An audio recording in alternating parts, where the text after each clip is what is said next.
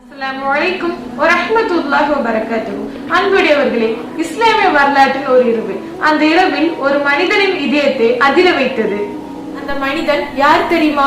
அவர்தான் உமர் இப்னுல் ஹத்தாப். அவர் ஒரு அரசர். அவர் இரவு நேரத்தில் மக்களின் நிலை அறிய நகரத்தில் உலா செல்வார். ஓரிரவு அவர் ஒரு சிறிய வீட்டின் அருகே நின்றார். அந்த வீட்டில் தாய் தன் மகளிடம் சொன்னால், மகளே, பாலில் தண்ணீரை கலந்துவிடு, அப்போது அதிகம் பணம் வரும் என்று. அந்த சிறிய பெண் உடனே கூறினார், அம்மா, அது தவறு என்று. இப்போது இரவு நேரம், உமர் இப்னுல் ஹத்தாப் பார்க்க மாட்டார் என்று தாய் கூறினாள். அந்த சிறுமி ஒரு வார்த்தையை கூறினாள். அந்த வார்த்தை இஸ்லாமிய வரலாற்றை உலுக்கியது. அவள் சொன்னால், உமர் வேணாம் பார்க்காமல் இருக்கலாம், ஆனால் உமரின் இறைவன் பார்த்து கொண்டிருக்கின்றான்.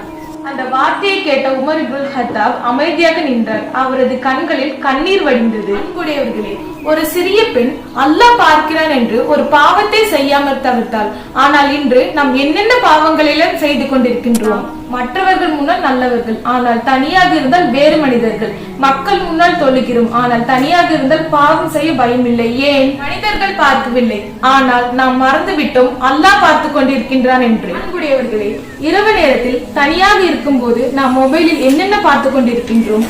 நாம் பேசும் வார்த்தைகள், நாம் பார்க்கும் பார்வைகள், நாம் செய்யும் செயல்கள் அனைத்தையுமே அல்லாஹ் பார்த்து கொண்டிருக்கின்றான். அன்புடையவர்களே, ஒரு நாள் வரும், அந்த நாள் நம்மளுடைய கண்கள் மூடப்படும், நம்மளுடைய வாழ்க்கை முடியும், நம்மளுடைய மொபைல், நம்முடைய நண்பர்கள், நம்முடைய செல்வம் என அனைத்தும் நம்முடன் வராது. நம்முடன் வருவது நம்முடைய செயல்கள் மட்டுமே.